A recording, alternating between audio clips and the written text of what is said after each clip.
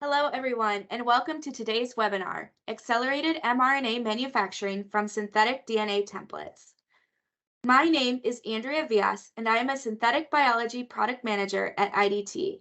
I'll be your moderator for today's event. We encourage you to participate in today's event by submitting any questions you may have into the question box. We'll answer as many questions as we have time for after the presentation. Any questions not answered during today's session will be followed up on after the event. I'd now like to introduce today's speaker, Dr. Seth Cheetham. He received his PhD from the University of Cambridge, where his focus has been on RNA biology and transcription factors. He has authored more than 20 publications in high-impact molecular biology journals, and he is currently serving as the BASE Deputy Director at the University of Queensland. BASE is the leading mRNA manufacturer and research site in Australia. Dr. Cheetham's current work aims to progress a new class of mRNA therapeutics to the clinic by targeting transcription factors for cancer therapy. Dr. Cheetham, you may now begin your presentation. Hi, my name is Seth Cheetham and I'm Deputy Director of the BASE mRNA facility and a Group Leader at the University of Queensland. Thank you very much, Andrea and the IDT team, for having me today and giving us the opportunity to talk about our work in accelerating mRNA manufacture using synthetic DNA templates.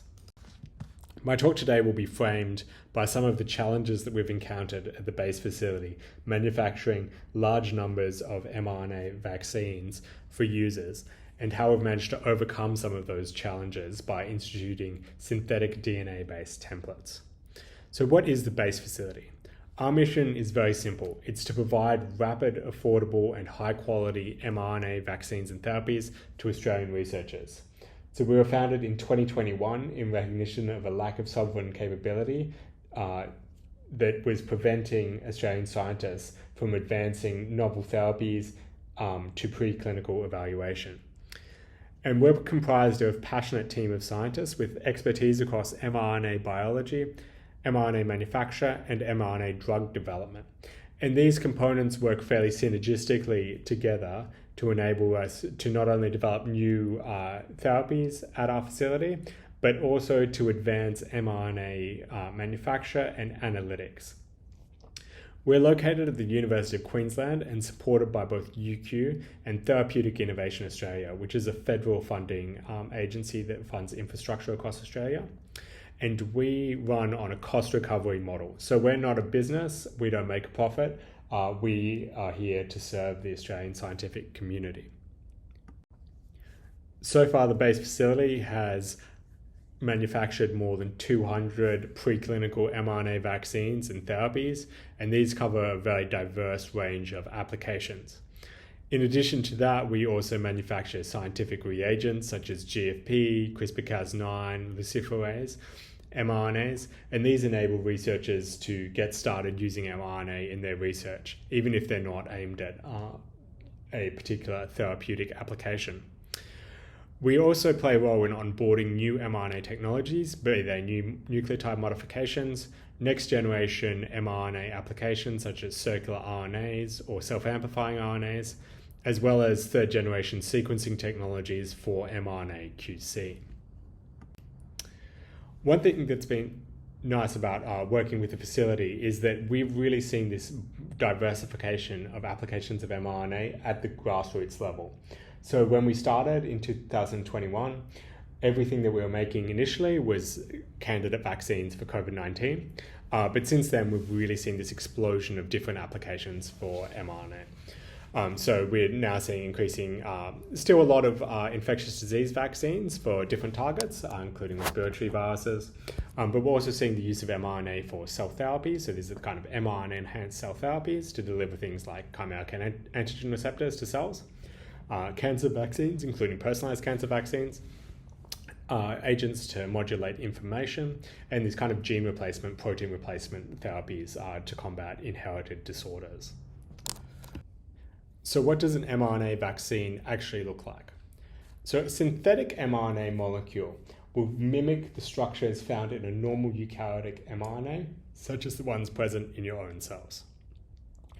Going from the 5' end, these include the 5' cap. So the 5' cap is a modified guanine nucleotide that is attached to the very terminus of the molecule, and this enables the RNA to bind to the ribosome and initiate translation. That 5' cap also greatly increases the stability of the mRNA molecule by protecting it from 5' nucleases. After that, you have the 5' UTR. So this is a non-coding RNA sequence, which the major function of which is to regulate the efficiency of translational initiation. After that, you have the coding sequence. And so this is the part that will vary the most between different mRNA candidates. I like to say this is the part where you put your hopes and dreams in. So in the case of a vaccine, that will be the part encoding your particular antigen, or in the case of a therapy, it'll be where your therapeutic protein is encoded. And that coding sequence can be optimized by selecting codons that are efficiently used in humans, or avoiding immunogenic codons such as those containing uridine. The 3' UTR, which comes after that, plays a key role in the stability of the mRNA molecule and can play a really key determining role in what the half-life of the mRNA is in cells. And finally, at the other terminus, you have the poly-A tail, which is a stretch of adenines. It's usually over 100 adenines in a row. And the length of that tail plays a key role in the stability of the RNA and also informing the closed loop structure that's necessary for translation. In addition to that, this RNA is usually modified with a uridine analog. So this is usually N1-methylpseudouridine, which is the modification that was used in the COVID vaccines. And this decreases innate immune recognition. So there are molecules in the endosomes that recognize RNAs coming in. So they're looking for potential viruses invading the cells, and those can recognize your synthetic RNA.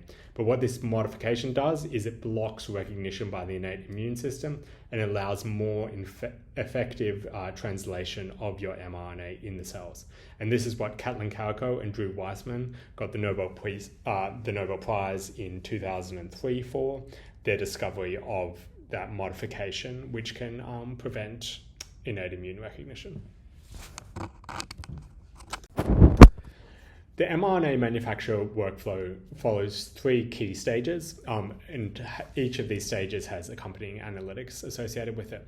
So in traditional mRNA manufacture, you start out with a circular plasmid that encodes your mRNA, and that circular plasmid is then amplified in E. coli and then linearized by restriction digestion to form a linear molecule. That linear DNA template is then taken forward to in vitro transcription. So in vitro transcription is an enzymatic process through which a polymerase, usually T7, binds to a promoter in the DNA template and drives the transcription of that mRNA molecule from the corresponding piece of DNA. And the end of that molecule, where the poly-A tail usually is determined by where that restriction cut was in the plasmid DNA, and the polymerase will just fall off the end at the end. After that, you purify that mRNA molecule and then formulate it into lipid nanoparticles. So these lipid nanoparticles are what enables that mRNA molecule to enter the cells once it's injected into an animal. And then that goes on to final product characterization. One of the key advantages of mRNA technology is its scalability. So you can really scale up the manufacture of this molecule to where you're producing enough doses for the entire world population. So for example, 22 billion doses of COVID-19 vaccines have been produced so far. And this is just an image of one of the bioreactors in which that's being produced. This is certainly not at the base facility. This is at Pfizer's facility in Andover, Massachusetts, and gives you a sense of the scale at which you can go up to in this mRNA manufacture. But what's really nice about the technology is that you can also go the other way. So rather than producing mRNA for the entire population, you can go down to the scale where you're producing mRNA for a single individual.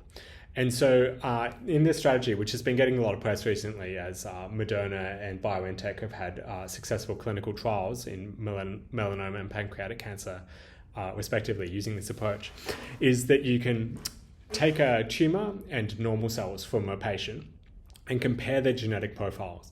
And then you can identify which proteins are actually mutated in the tumor but are normal in the normal cells. And you can use this to prioritize antigens and then design an mRNA vaccine that encodes those antigens. And this is actually tailored to a single individual. And this is where it gets really key that turnaround in the production of that mRNA drug, firstly, that you're producing it at a very small scale, this is just a single person, but also that turnaround is quick, because most of these patients are very ill, so you want to be able to turn that mRNA around as quickly as possible. So you don't want a hugely scalable process, you want a really rapid process. And in this mRNA manufacture workflow, there is one key bottleneck, and that is production of plasmid DNA. So plasmid DNA has many advantages, don't get me wrong. It is a highly scalable process. It has a relatively low error rate, and it has been the industry standard for the production of mRNA. And that plasmid template is really a key step. It has cons though, and we quickly started to run into these cons as we scaled up our manufacture facility. So what we deal with is not that kind of large-scale manufacture, but rather individual researchers ordering mRNAs of lots of different sequences. So we were getting a third party to produce these custom plasmids for us, but the turnaround was much too slow. So when you're producing a plasmid, it needs to go through the cloning, sequence verification, amplification, and linearization. And the turnaround for that was too slow, so they were generally coming in several months after we would order them. It's also a relatively low throughput approach and quite expensive at the individual plasmid level. So if you want to test a lot of different constructs, this quickly becomes quite limiting. It can also be a source of contaminants such as endotoxins that are coming through that bacteria. And that's the last thing you want in an mRNA manufacture process. You want to be producing a really clean product. And this is pretty key both even at the preclinical stage, because you don't want to be putting contaminants into mice as that will bias your results, as you'll get this innate immune activation. But it's particularly key once you want to go into the clinic, as you want to remove any sources of contamination that are possible, particularly bacterial contaminants. Another key problem with plasmid DNA is there's instability of the poly A sequence, which was the sequence that I mentioned that comes at the end of the RNA. And so this sequence, it's a string of the same nucleotide again and again, an adenine, and it is key for the function of mRNAs, but it is quite unstable in bacterial cells. So bacteria don't like to replicate this sequence that has a lot of adenines. Generally, bacteria don't like to replicate the same nucleotide again and again. So what they'll do is they'll spit that sequence out, and you'll really quickly get loss of that poly A sequence. And we are finding this to be a repeated problem. So that's what this looks like. So this is the kind of thing that gives my students or production workers nightmares, is that when you're doing the sequencing of that poly A sequence, you'll see that there's a segment of it that is missing. And what we were finding was that this was happening really commonly. So even in at least half of the clones that we were getting of plasmids would have that poly A deletion. And this was causing us to have delays in producing these mRNA vaccines. And even more, I guess, insidious than having clones where the sequence is fully deleted, we were also finding evidence of clones where it was partially deleted. So where the sequencing would look kind of all right, because it's just making a consensus, but some of those molecules would actually have the poly A deletion in them. And what that means is that it's going to decrease the stability of that mRNA vaccine once it gets transcribed into RNA. So we quickly needed to solve several of these problems, the turnaround, the endotoxin, and these poly A deletions. And so we turned to an IDT product called G-blocks, or gene fragments. So we came up with a strategy using these IDT gene blocks, which was to basically use order these gene fragments, which are these sequences that you can get. They can be up to several kilobases long, and if you get the hi-fi versions of them, they have a very low error rate, so it's less than 1 in 12,000. And we realized that if we could amplify these with PCR, we could then use these as a template for PCR. So what we do is we design a primer that binds to basically the 5' UTR sequence of that DNA template and adds on the T7 promoter. And another primer binds to the 3' UTR and then adds on that polyOtavial. So that's an ultramer DNA oligonucleotide from IDT, and that's capable of adding up to 120 adenine polyA tail, which is the same as what we have in our plasmids. And this has an added advantage of once you do this amplification, you can get a really high concentration of DNA, and you don't actually have to do any linearization. So this is already a linear molecule, so you don't have to do an extra linearization by restriction digestion. So how does this actually work? Well, the answer is it works very well. So this is just an example of a nanoluciferase mRNA G block that we made an amplicon from. And what we find is that we get very consistent yields of about 6 micrograms per 50 microliter reaction that we do, which is more than enough to do very small scale IVTs. So this is enough for about 6 small scale IVTs. And we can easily scale this up to our like 1 to 5 mg mRNA production. So that's what we typically use for an in vivo, like a mouse experiment. And one of the nice things about this as well is that it has a very consistent turnaround time. So we're always receiving these within a few weeks of ordering them, and we haven't had any problems thus far. We find that this approach is very consistent. So we've generated over 50 templates using this approach by now. And we find that we get consistent amplification for almost all of them. Very rarely have problems with this approach, in contrast to the plasmid-based approach. Occasionally what we will see is small off-target amplicons. So for example, in the second lane, this is just a digital gel of 5 amplicons of different mRNAs that we've produced at base. And you can see that in the second one, there is a minor second band. And if we get this, we can clean that up by using gel extraction or by optimizing those PCR conditions to reduce the amplification of off-targets. But generally, this technique performs extremely consistently and really has enabled us to produce mRNA templates very rapidly, which is necessary to keep up with the growing demand for mRNAs. One potential concern of manufacturing mRNA from a PCR-based amplicon is that errors might be introduced that are not found in plasmid DNA. So what we did was we sequenced the same mRNA template. Either the template was a plasmid or the template was a amplicon of a G block hi-fi gene fragment. And what we found is that essentially the rate of mutations in these was identical between plasmids and G blocks. And importantly, the consensus error in both of these molecules was 0, which means that we're not seeing any very prevalent mutations in using either of these approaches, which means that essentially those plasmid DNA templates are relatively interchangeable with the amplicon-based templates. When we do in vitro transcription of these amplicons, what we see is really nice mRNAs. So we're consistently getting yields of 100 micrograms for a 20 microliter in vitro transcription reaction, which is identical to what we saw with the plasmid-based approach. And we don't find any unexpected off-targets or degradation of the mRNA. It always looks very clean.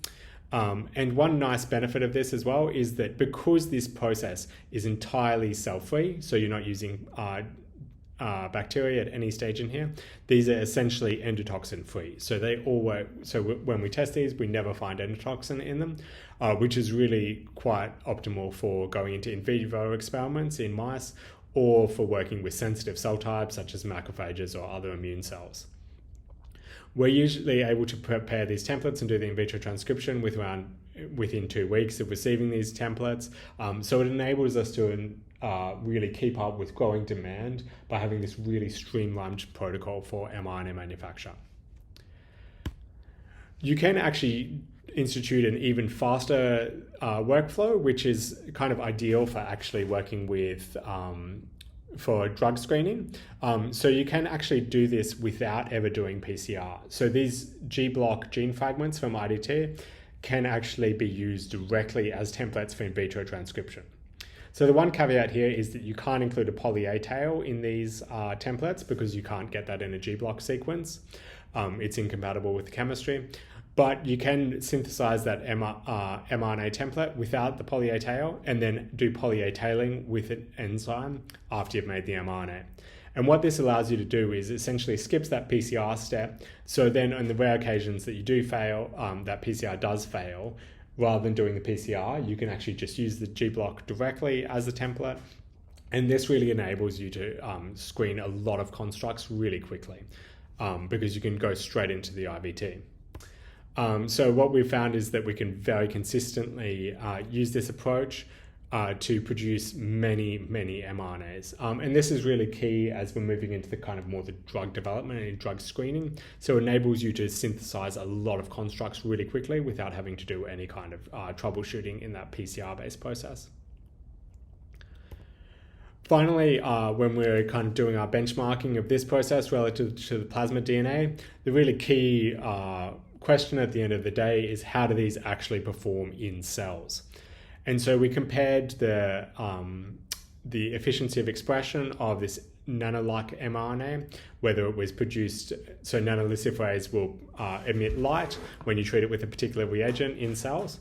So it gives us a readout of the activity of that mRNA that's very easy to measure. And what we found is that when we produce that mRNA from plasmid or we produce it from the G-block amplicons, what we can see is that we get really nice luminescence with both, but we actually get an even higher signal with the G-block based approach. So we're benchmarking this across a variety of constructs at the moment, but it certainly seems like there's no loss in activity from using the G-block based approach. And if anything, there's actually might be a slight gain. And that might be due to the increased consistency of that poly A tail length. So to summarize what we've learned here, using the G-block's gene fragments templates significantly accelerates preclinical mRNA manufacture. And this has enabled us to get through many more constructs in a much more rapid and consistent manner. And we found that there's far less troubleshooting on the individual constructs if we use this approach compared to the traditional plasmid-based workflow. Compared to those plasmid DNA mRNAs, the G-block's gene fragments approach has consistently yielded mRNA of equivalent or higher quality, as well as getting rid of contaminants such as endotoxin, which can potentially confound your experiments. And one of the key advantages of really this is that it allows us a cheap and consistent turnaround over about 2 weeks at low cost to enable high throughput mRNA drug development.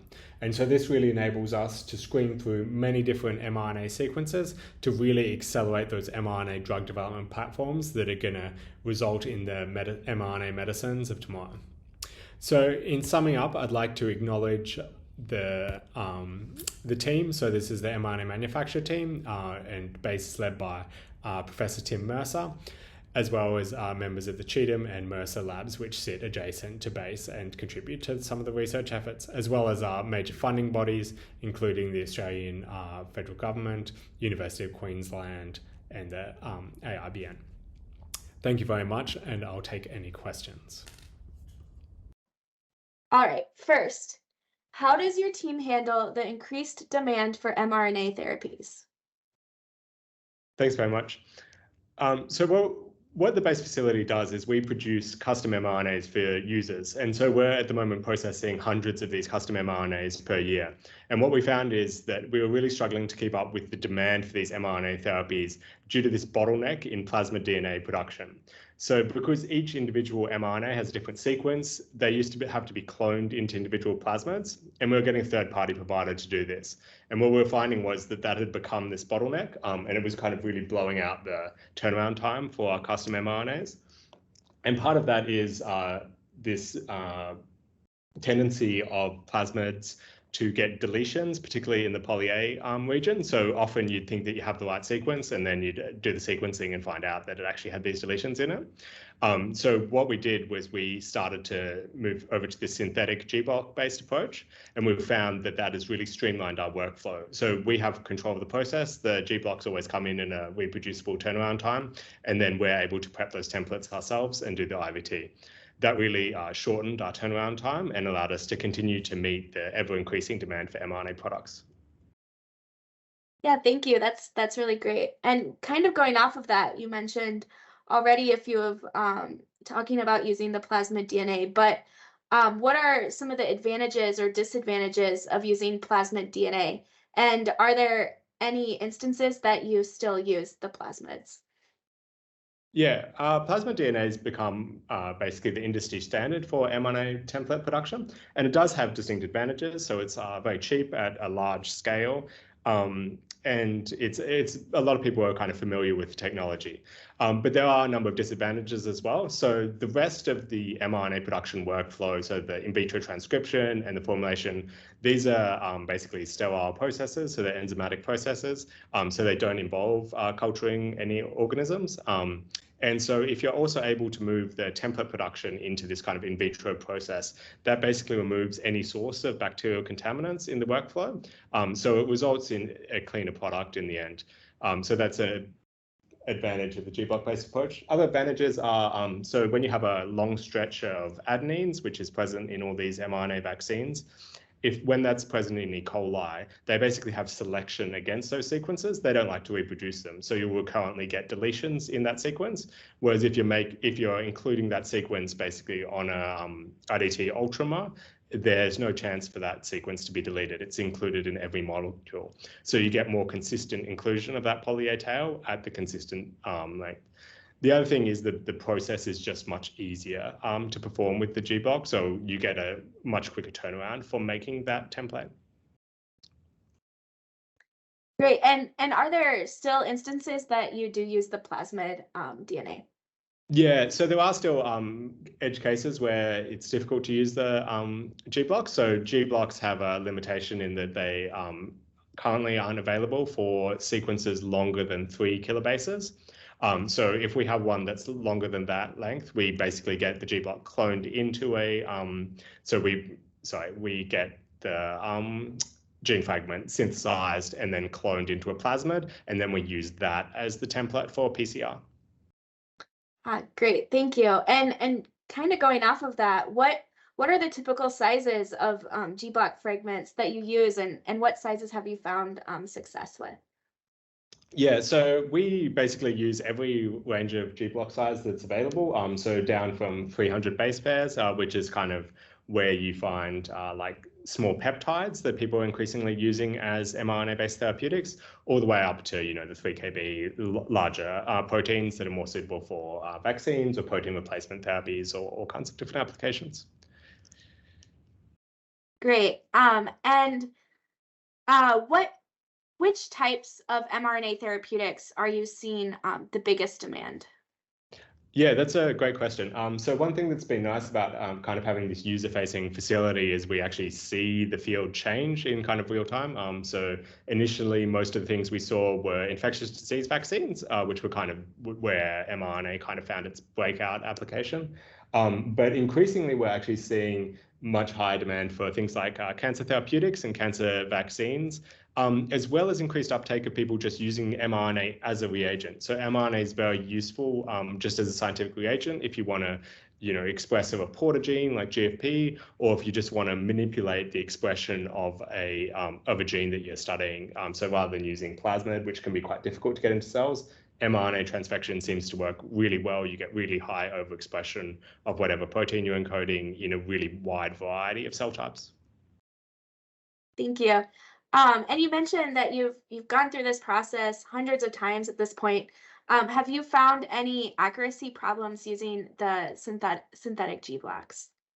No, we haven't. So we do a lot of sequencing of our templates. And so we actually get to look at basically what do our mRNA templates actually look like.